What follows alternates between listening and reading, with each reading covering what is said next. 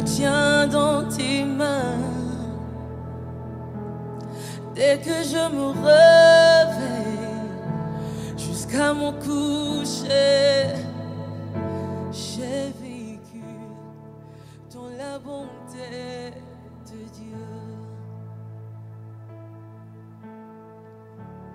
Toute ma vie, tu as été bon.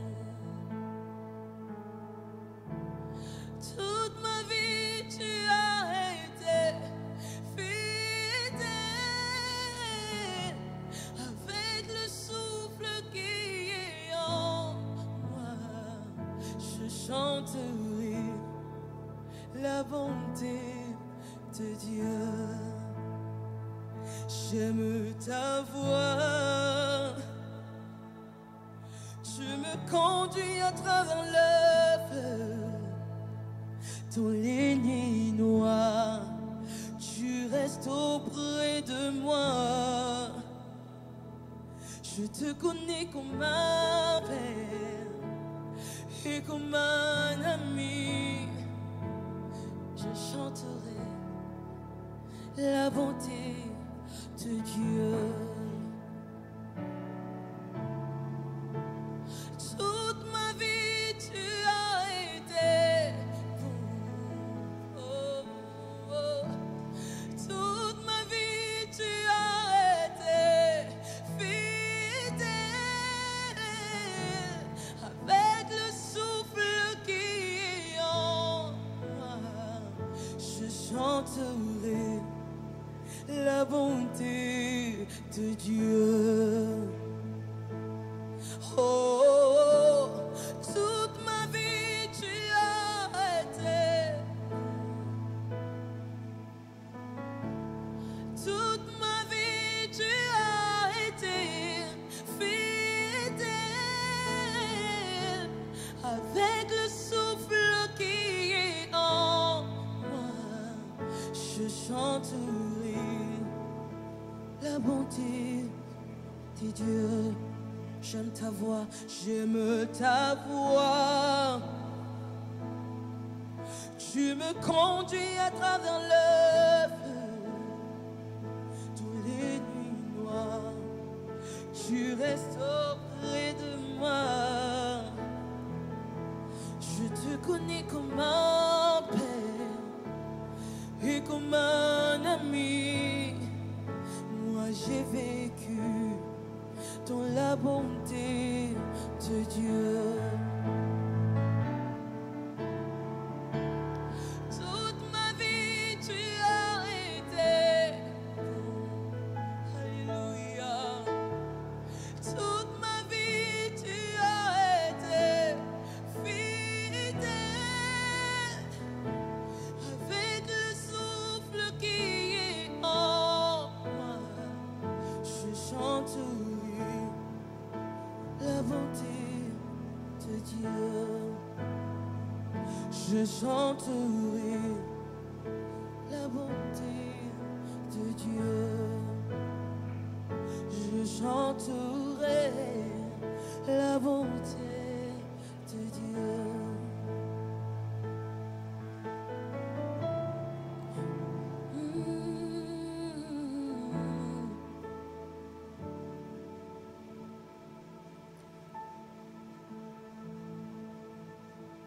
Si je me tais,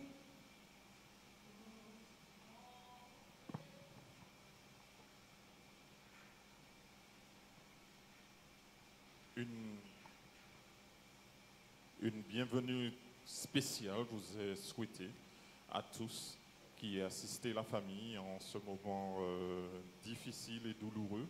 Et nous voulons vous dire bienvenue à l'église de Tenke, des églises adventistes du 7e jour. Maintenant, dans un moment de recueillement et de prière, je vous prie de rester dans votre position et prions ensemble. Éternel, notre Dieu, Père de la création, nous voulons te remercier pour la force que tu donnes à la famille pour pouvoir supporter ce moment difficile et douloureux. Alors que nous sommes réunis ici permet à tout un chacun de comprendre et de savoir que la mort est un sommeil et que toi, tu as déjà réglé une fois pour toutes la mort par la vie en Jésus. Que le nom de l'Éternel soit béni d'éternité en éternité. En Jésus, nous te prions et pour ta gloire. Amen. Asseyez-vous.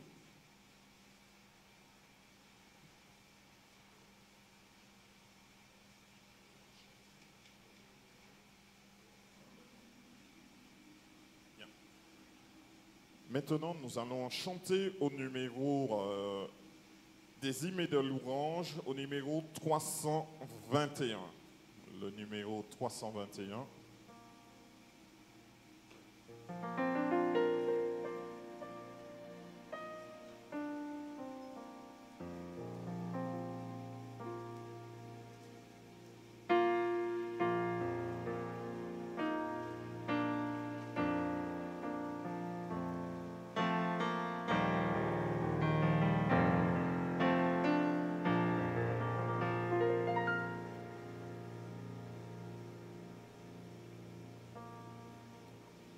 Quel repos céleste.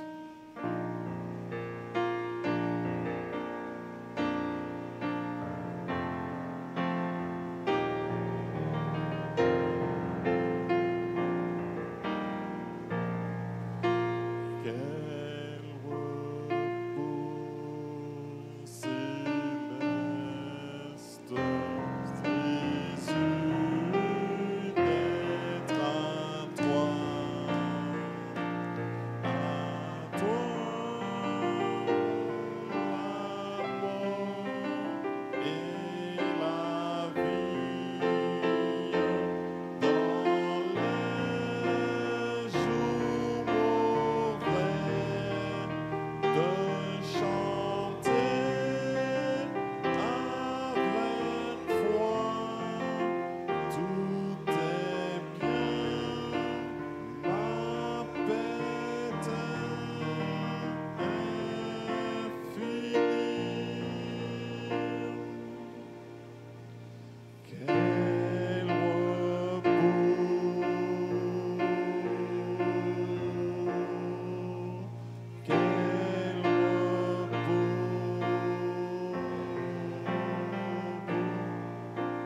Quel repos, quel céleste repos.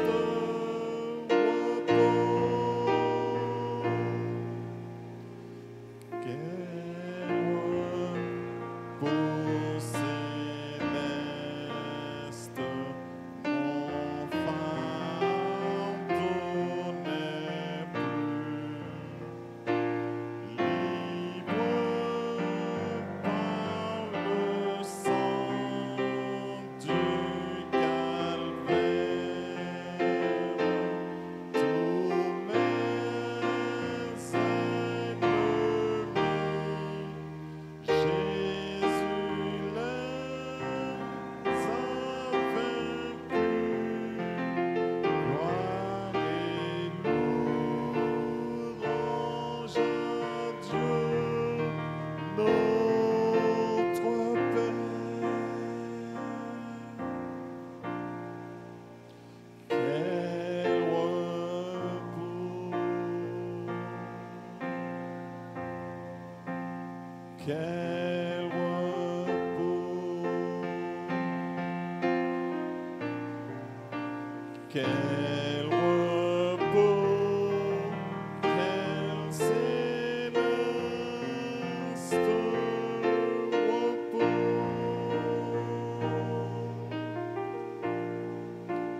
Quel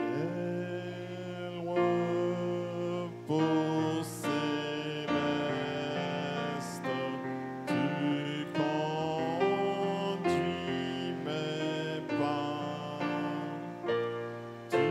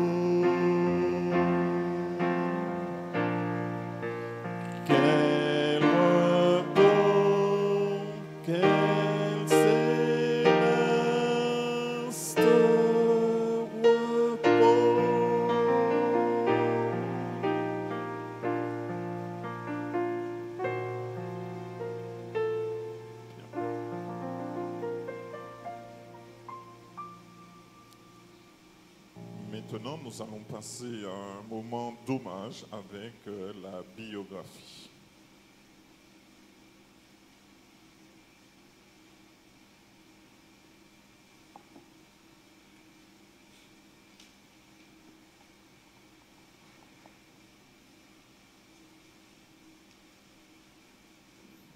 Marilyn 8, dite Maloulou ou Malou, naquit le 23 décembre 65 à l'hôpital de Pointe-à-Pitre en Guadeloupe. Avant elle naquit Agnès, ensuite Élie, Véronique, Esther, Daniel, mais elle a aussi d'autres frères et sœurs, Pascal, Jimmy, Jennifer, Claude, Claudie, Alexis, Gary, Tiffen, Leslie. Elle a grandi à Valette, dans le bourg de Sainte-Anne-Bourg, de Sainte-Anne en Guadeloupe. Et dès son jeune âge, elle fut très active dans la communauté de l'église adventiste d'Ebenezer à Sainte-Anne. Elle était, il faut le dire, une très bonne cuisinière. Et je la vois encore goûter les plats tout le long qu'elle les faisait, au point que quand le plat était terminé, elle n'avait plus faim. Mais c'était aussi une nounou par moment, et sa spécialité était la promesse de baf. Bon, généralement, c'était que des promesses, sauf une seule fois où avec un ami, on avait entrepris de faire une fusée. Et on avait récupéré un bidon d'essence et une fusée. On avait rempli d'essence. Et juste au moment de faire la mise à feu, c'est là qu'elle arrive. Évidemment, les baffes, voilà. C'était difficile de les éviter. Et heureusement qu'elle est arrivée au bon moment, sinon, qui sait ce qui serait arrivé. C'était aussi une élève studieuse, et je me rappelle que dans la chambre, j'entendais répéter cette phrase, Hola chicas. En fait, elle apprenait ses cours ses leçons d'espagnol à haute voix. Alors à l'époque, je ne comprenais rien. Ensuite, elle a continué au lycée de Bainbridge, où elle a passé son bac. Elle a d'abord étudié la psychologie et ensuite l'informatique dans la ville de Rennes. Et c'est plus tard qu'elle a fait son métier et qu'elle a exercé au sein de l'administration de la ville de Reims, lieu où elle posa ses valises, ses bagages. Elle a eu 3 enfants avec Paul, qu'elle avait rencontré un peu plus tôt en Guadeloupe. L'aîné, Leslie, suivi de Sonny et de Andy. Nous voulons ce matin saluer sa mémoire et remercier chacun de vous, parents, amis, collègues, pour votre présence. Et qu'elle reste dans nos cœurs la fille, la sœur, la mère, l'amie, la collègue que nous avons aimée. Ce n'est qu'un au revoir, Malou.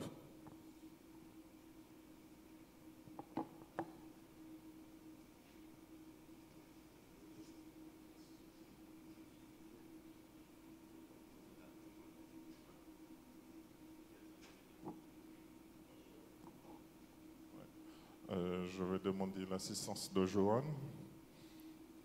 Maintenant, nous allons chanter aux Hymnes et louanges au numéro 329, lorsque devant l'agneau s'ouvrira le grand livre.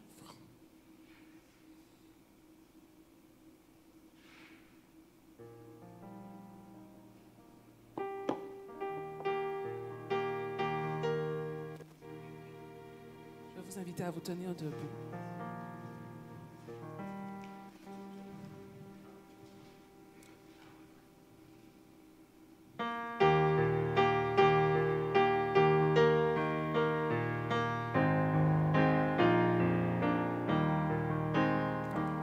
Lorsque devant l'agneau s'ouvrira le grand livre où sont inscrits les noms des coupables absous,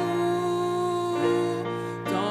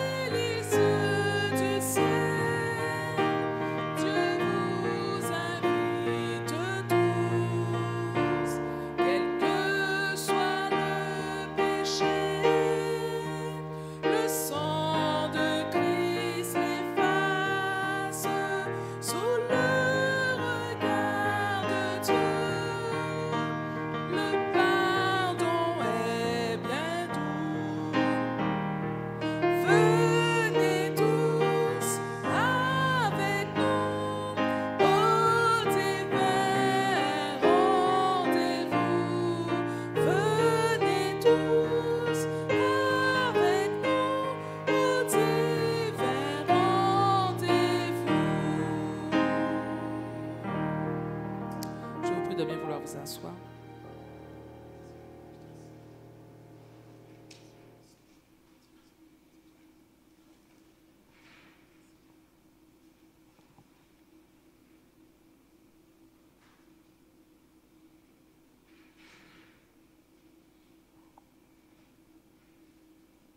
Ce matin, je vais vous inviter à réfléchir effectivement sur cette réalité qui nous entoure, la mort. Mais avant de commencer, j'aimerais prendre un texte avec vous dans la Bible.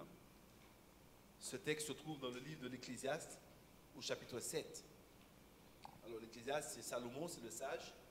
Et il nous dit ceci au chapitre 7, à partir du verset 2. Il dit, mieux vaut aller dans une maison de deuil que d'aller dans une maison de festin.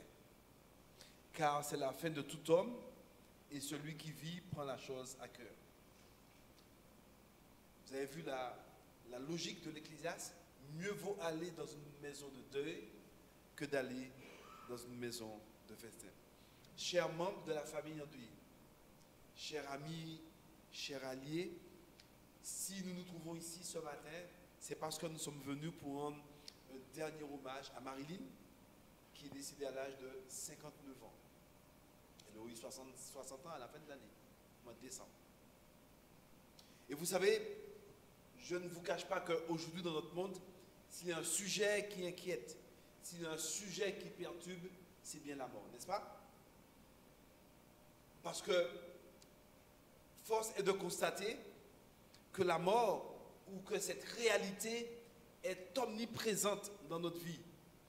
On se couche le soir sans avoir la certitude si on va se réveiller le lendemain, n'est-ce pas? On part au travail sans connaître les pièges de la mort. On voyage en ayant l'espérance de revenir. D'ailleurs, ne dit-on pas au revoir à ceux que l'on quitte pour un moment?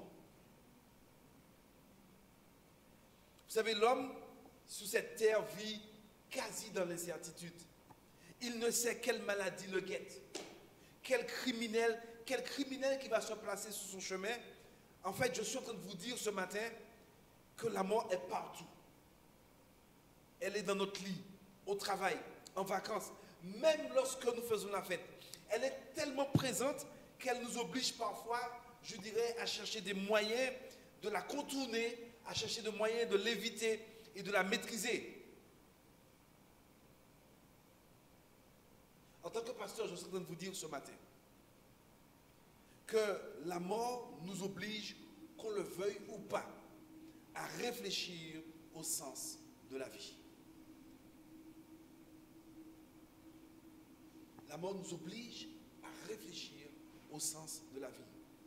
Et malgré le fait que l'homme aujourd'hui vit, je dirais, dans ce monde en quasi-fonction de ses désirs, malgré le fait que certains passent plus de temps à se préoccuper de la qualité de leur vie, de savoir quelle direction donner à leur vie, force est de constater que face à la mort, face à cette réalité, l'indifférence ne peut habiter le cœur de l'homme.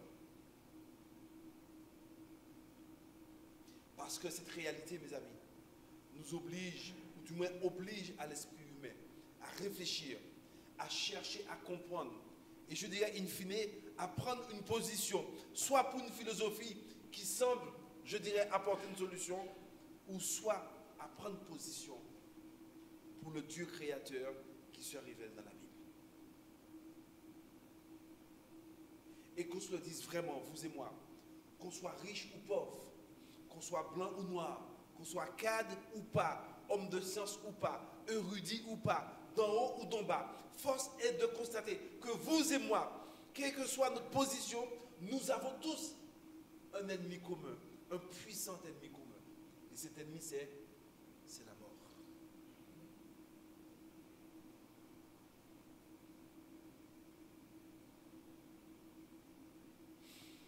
Nous sommes face à la mort tous égaux. Parce que je vous le dis, lorsqu'elle se présente, elle laisse toujours les mêmes sentiments. Sentiments de tristesse, de souffrance, de douleur. Parce qu'elle sépare, n'est-ce pas? Elle sépare des êtres qui s'aiment. Et vous savez, je me suis rendu compte que lorsqu'elle vient, lorsqu'elle est là, lorsqu'elle arrive, personne ne peut lui dire stop, reviens demain. On peut repousser la date de son anniversaire, la fête du moins. On peut même repousser la date de son mariage. On peut même repousser un rendez-vous pour un travail. Mais lorsque cet ennemi se présente, on ne peut pas lui dire viens demain, reviens demain. Si vous connaissez quelqu'un qui a dû le repousser, présentez-moi cette personne.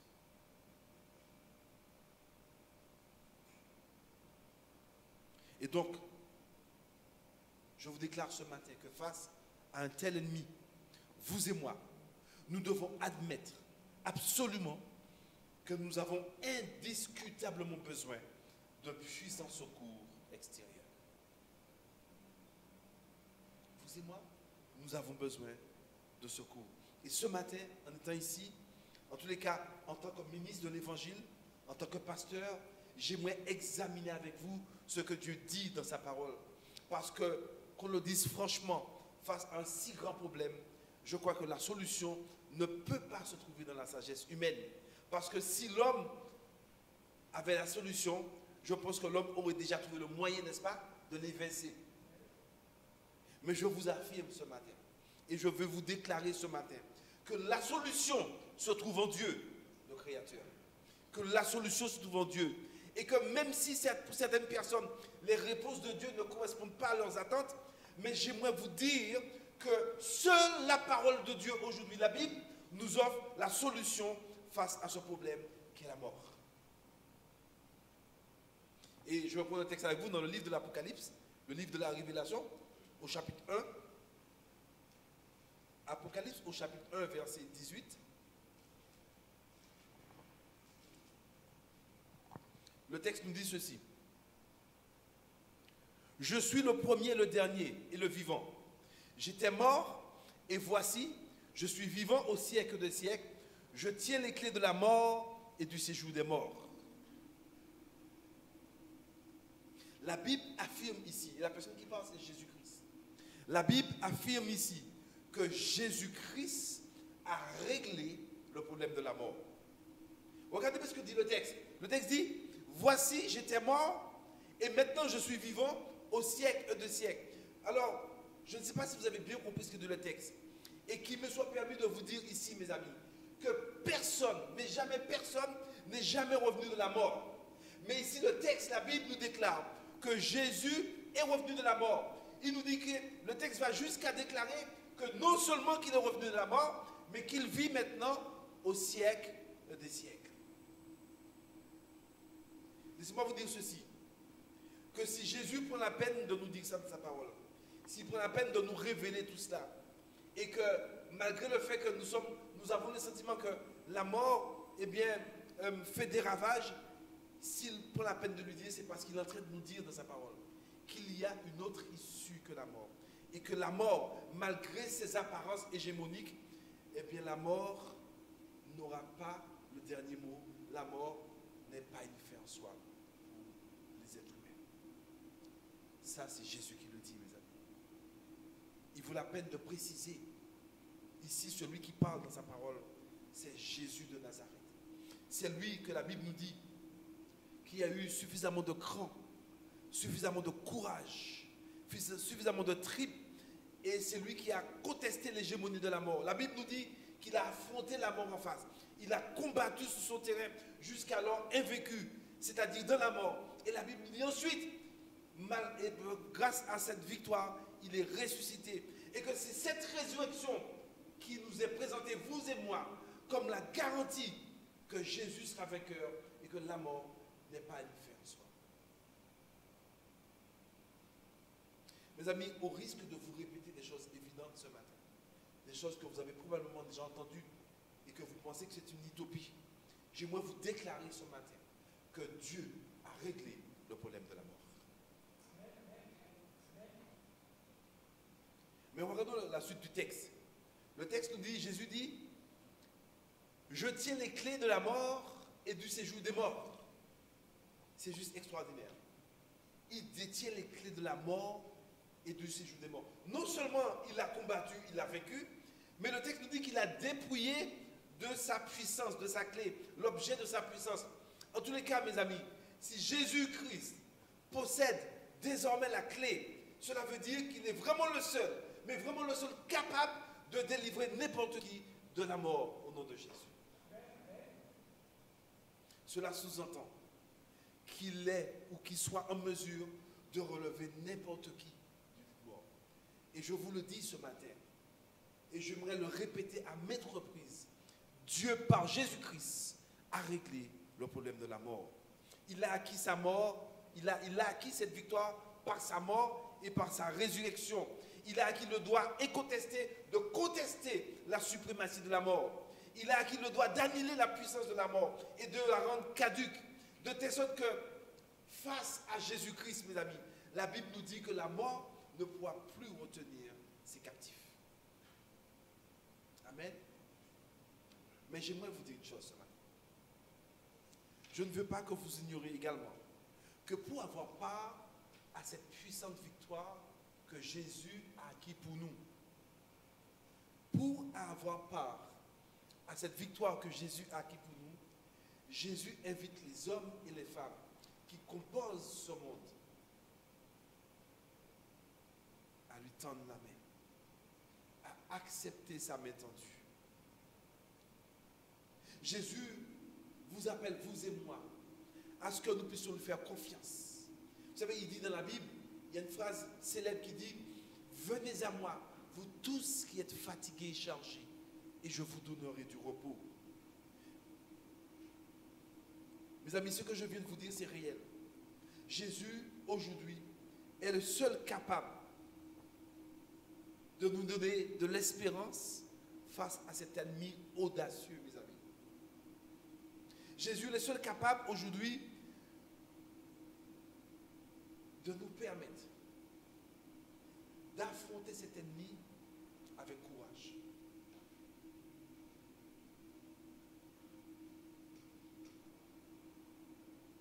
Vous savez, je sais que certaines personnes disent aujourd'hui dans ce monde que c'est de l'utopie tout ça, n'est-ce pas? Beaucoup ont du mal à accepter que ce que le Christ a accompli, c'est que c'est une utopie, ça n'existe pas. Et malgré ça, et il faut le reconnaître, certaines personnes préfèrent se réfugier dans des philosophies humaines, se réfugier dans une confiance humaine, mais de toutes les façons, vous le voyez bien au travers des siècles, aucun être humain sur la terre n'a la solution face à la mort. Et j'aimerais vous dire une chose, si Jésus insiste pour nous le dire, si Jésus insiste et il tend sa main et vous exhorte à l'accepter, c'est parce qu'il aime l'humanité. Il aime la race humaine qu'il a créée. Et j'aimerais vous rappeler encore, nous n'avons pas besoin de payer pour accepter Jésus. Nous n'avons pas besoin de marcher à genoux pour ça. Nous n'avons pas besoin de traverser les océans pour ça. Il suffit simplement de le vouloir dans son cœur. Il suffit simplement de dire, ok Seigneur, s'il te plaît, je te tends la main, sauve-moi, sauve-moi de la mort. Ce matin, je vous le déclare, que la mort n'est pas une fin en soi. Chers membres de la famille endeuillée, chers amis, chers alliés, Marilyn se repose, comme dit la Bible, de ses œuvres. Marilyn est rentrée ce qu'on appelle maintenant dans l'inexistence. Elle ne sait plus rien de ce qui se passe autour d'elle. Désormais, vous et moi, nous n'entendrons plus sa voix dans ce monde. Mais la Bible nous déclare qu'au matin de la résurrection, puisque la Bible nous parle que Jésus reviendra pour rechercher ceux et celles qui l'ont accepté, et qu'au matin de la résurrection, la Bible nous déclare que beaucoup de ceux qui dorment dans la poussière vont se réveiller parce qu'ils auront accepté avec courage, avec cran, la main de Jésus-Christ. La Bible nous déclare que si vous et moi, nous restons fidèles à Jésus, si vous et moi, nous attachons à lui, alors, lorsqu'il reviendra, il va relever ses enfants de la poussière de la terre. Et à nouveau, nous pourrons entendre la voix de nos bien-aimés, mes amis. C'est pour ça que je vous déclare que la mort n'est pas une fin en soi, parce que Dieu a réglé ce problème. Mes amis, j'aimerais vous dire ce matin, je me sens tellement puissant à vous le dire, qu'il existe encore un lien entre le ciel et la terre, et que je suis convaincu que le Dieu de la Bible que nous professons, que le Dieu de la Bible que nous croyons, il va tenir toutes ses promesses. Il le fera pour ses enfants. Parce que Dieu n'est pas un homme pour mentir. Dieu se tient derrière chacune de ses promesses. Et aucune de ses paroles ne manquera de s'accomplir.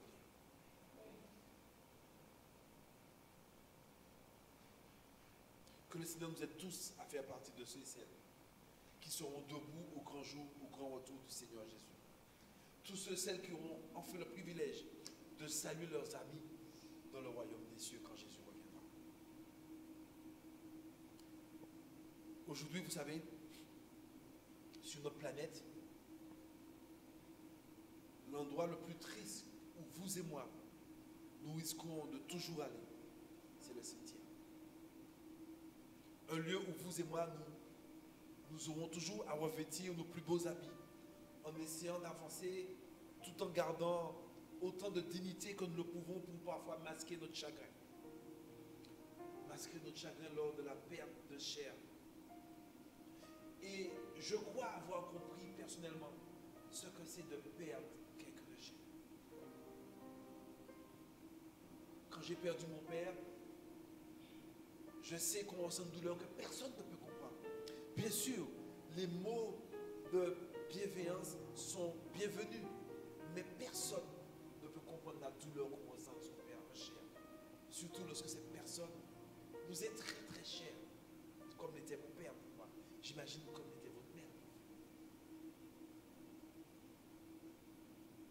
Et je crois avoir compris qu'il n'y a rien de plus douloureux sur cette terre que de déposer sa famille dans la terre. Mais laissez-moi vous dire une chose. Quand Jésus reviendra, l'endroit le plus triste, qui est le cimetière, sera l'endroit le plus joyeux sur cette planète. Parce que la Bible nous dit qu'en ce jour-là, tous ceux et celles qui seront retenus dans leur tombeau, alors la Bible nous dit, à la voix de Jésus-Christ, les morts en Jésus ressusciteront. Et vous savez, c'est cette espérance qui m'a fortifié le jour de la mort de mon père. Parce que j'avais la conviction que mon père, il est mort dans la foi au Seigneur Jésus. Et que quand Jésus reviendra, je reverrai mon père. La Bible dit en ce jour-là, alors, les hommes et les femmes qui vont se relever de la poussière de la terre, la Bible dit, il dit en ce jour-là, ô mort, où est ton aiguillon?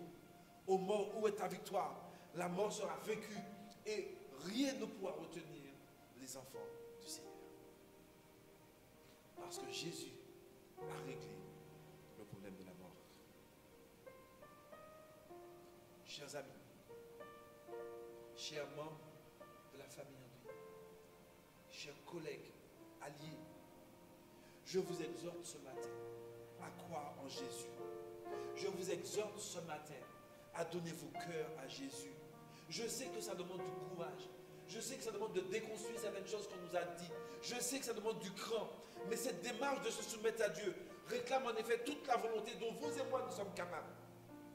Cette démarche réclame une foi ferme, une foi constante. Et je peux admettre que parfois les difficultés de la vie vont risquer de nous en décourager. Ces difficultés risqueront de nous effrayer. Mais je crois qu'avec l'aide de Dieu, nous finirons par triompher par la foi au nom de Jésus.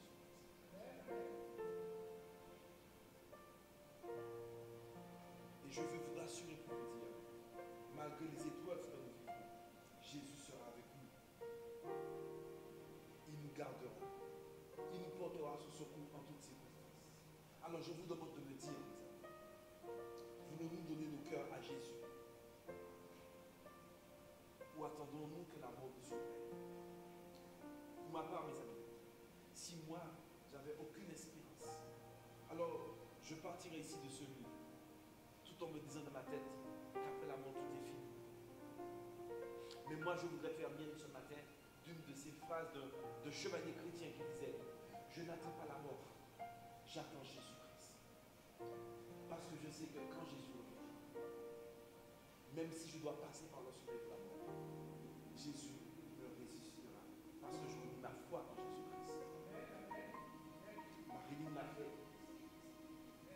Et je suis convaincu que Dieu reconnaîtra tous ses enfants. Je vous demande de me dire, vous, qu'attendez-vous? Est-ce que vous attendez la mort? Ou est-ce que vous attendez Jésus-Christ? Ma prière, c'est que vous et moi, nous puissions prendre de bonnes décisions, n'est-ce pas? Que nous puissions décider d'accepter la bienfaisance de Jésus. Encore une fois, ça ne demande pas de payer quoi que ce soit. Nous n'avons pas besoin de traverser les océans pour nous. Dieu nous demande une seule chose. Il dit dans la Bible, mon fils, donne-moi ton cœur. Donnons nos cœurs à Jésus. Et que le nom du Seigneur soit glorifié.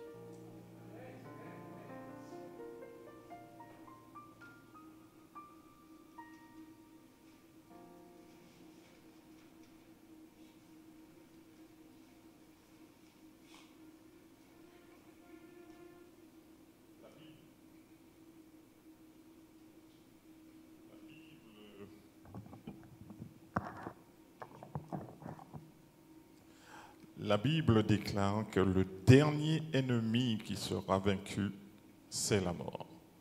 Pour tous ceux qui croiront en Jésus, l'espérance de la vie et de retourner à la vie est là. C'est pourquoi nous allons chanter ensemble le numéro 292 des hymnes de louange qui dit « Jésus, mon espérance ».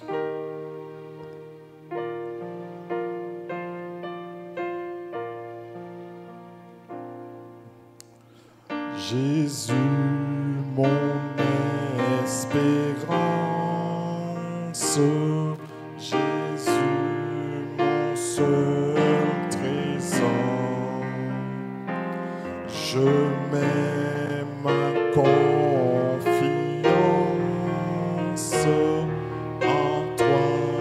jusqu'à la mort. De toi me vient la vie, de toi descend la paix. En toi joie infinie, je vis et pour jamais. S'il faut divin modèle, broyé sous une croix, rends-moi toujours fidèle, aimant toujours tes lois. Jamais tu ne commandes ce qui serait trop lourd. Toujours quand tu demandes, ta main donne en retour. Je veux dans ta lumière marcher le cœur joyeux, montant de la poussière vers toi dans les hauts cieux. C'est là qu'est ma patrie,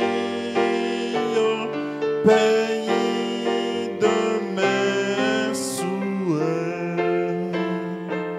C'est là ma bourgeoisie, Jésus dans ton palais. Eh bien, maintenant, je vais vous demander d'épouser ma position alors que nous allons prier, si vous voulez bien.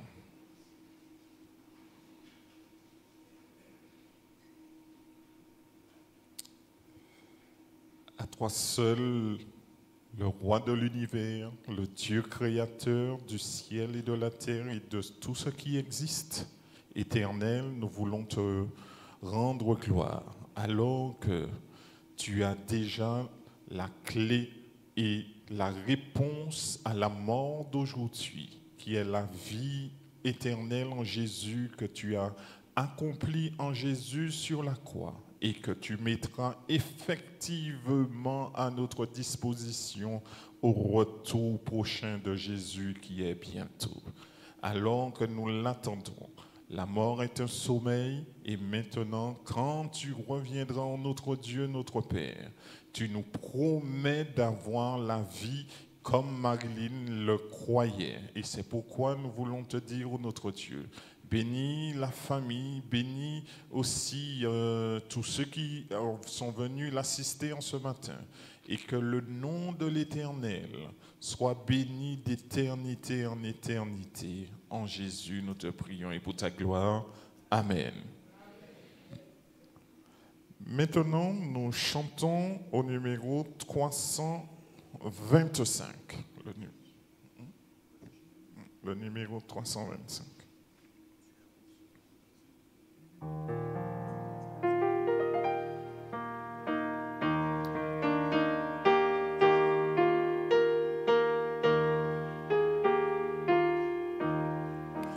À Jésus, je m'abandonne, ce qu'il me dit, je le crois, et je prends ce qu'il me donne, la couronne avec la croix.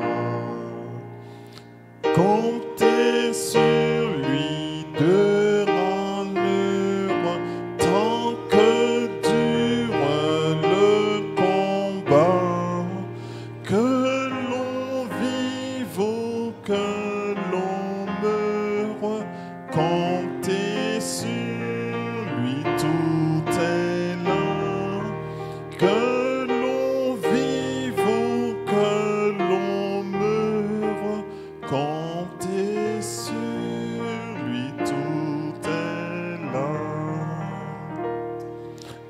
que si l'ennemi se montre, mon cœur n'en est point troublé. Avec Christ à sa rencontre, je puis aller sans trembler. Comptez sur lui durant l'heure, tant que dure le combat. Que l'on vive ou que l'on meure, comptez sur lui, tout est là. Que l'on vive ou que l'on meure, comptez sur lui, tout est là. Amen. Maintenant, nous allons demander au pompe funèbre de s'avancer. À Élie.